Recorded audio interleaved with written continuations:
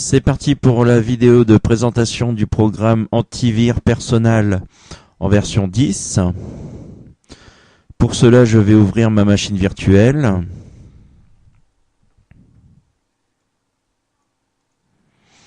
Alors, je vais lancer l'installation du programme. Oui.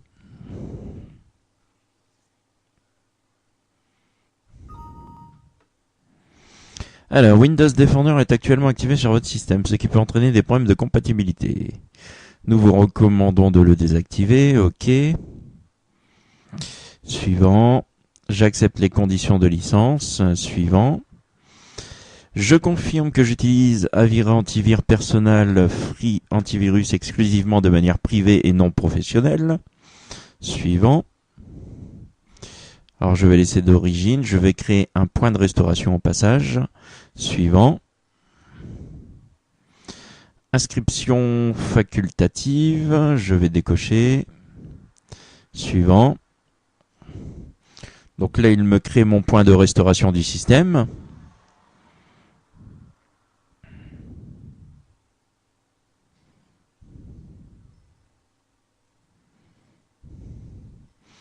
Voilà, installation des composants.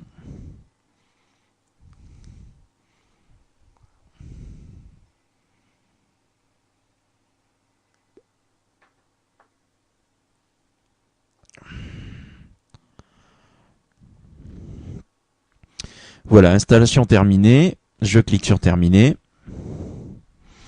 Donc automatiquement, j'ai une mise à jour du programme. Recherche des mises à jour. Téléchargement en cours. Comme vous le voyez, c'est plutôt rapide chez moi.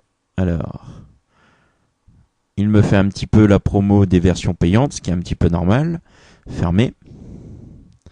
Donc comme vous le voyez, il est assez rapide. Je télécharge à 900 kilooctets la seconde.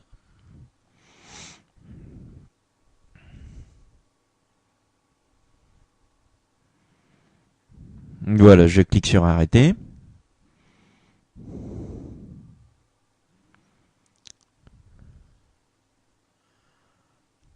Voilà, j'ai Luke FileWalker qui se charge,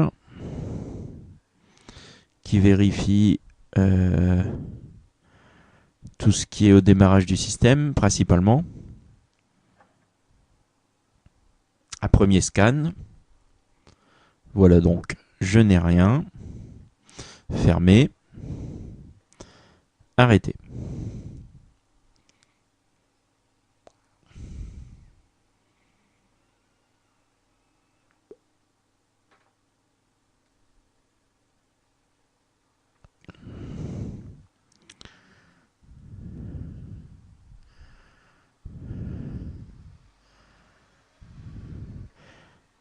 Alors, je vais cliquer sur l'antivirus, sur Avira Antivir Control Center. Voilà, j'ai Antivir Guard qui est activé. La dernière mise à jour donc qui s'est faite automatiquement à la fin de l'installation. Mon produit est activé jusqu'au 1er septembre 2011. Par contre, je n'ai pas fait de système intégral. Donc une fois que vous avez fini l'installation de l'antivirus, je vous conseille de faire l'analyse intégrale du système.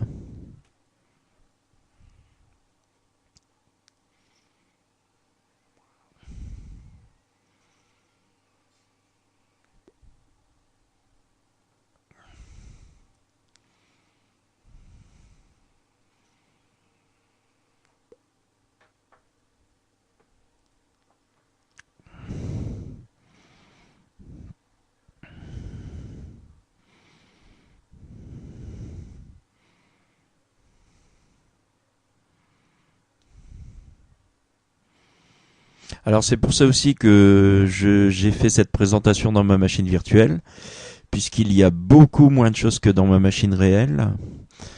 Dans ma machine réelle, je possède beaucoup de logiciels, principalement des freeware, donc ça aurait été un petit peu long. Déjà là, avec une machine virtuelle où il y a quasiment rien dedans, ça prend un petit peu de temps.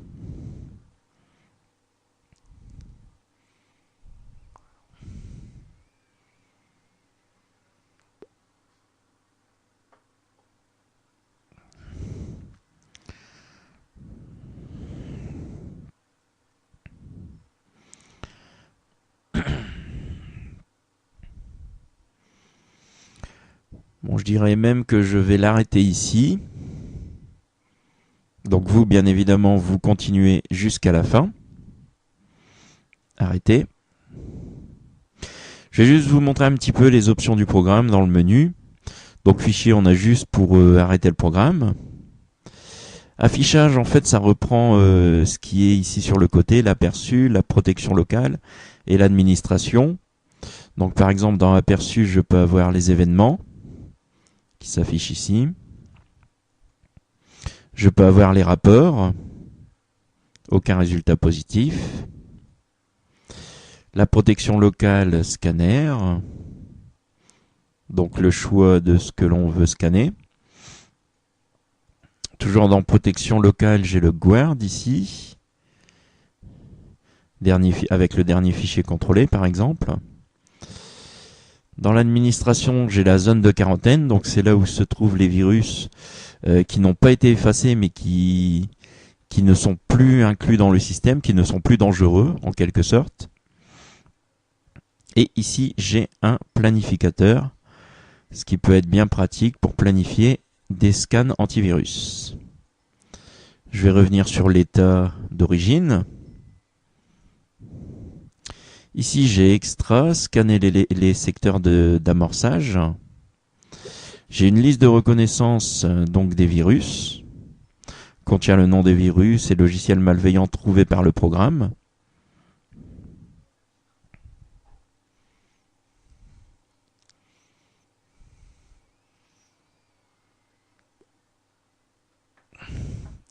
Voilà, vous avez toute une liste ici.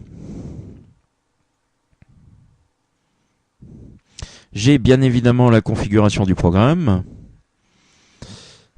Donc une option pour le scanner, sélection intelligente des fichiers, tous les fichiers, ou encore utiliser la liste d'extension des fichiers.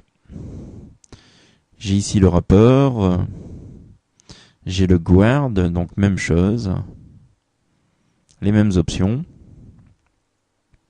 J'ai des options de mise à jour, donc activer les mises à jour automatique tous les jours ici en l'occurrence. J'ai récupéré la tâche lorsque le temps est écoulé. Et j'ai des généralités ici, sélection des catégories de danger étendu.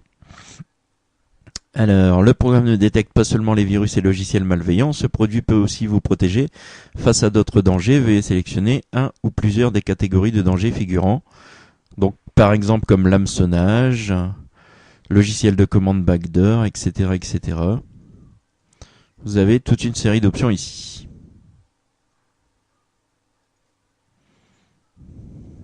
Alors, vous avez aussi un mode expert, où vous aurez un petit peu plus d'options, comme par exemple la mise à jour du produit, paramètres de redémarrage, serveur web. Donc si vous utilisez exclusivement un serveur proxy, vous pourrez le renseigner ici, donc ce qui est bien pratique.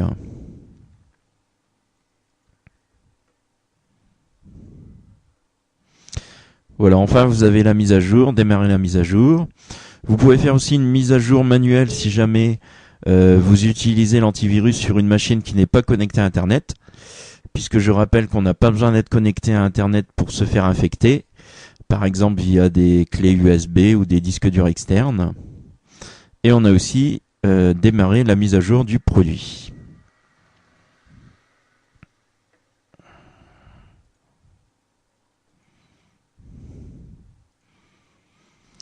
Voilà, c'est tout pour cette vidéo de présentation.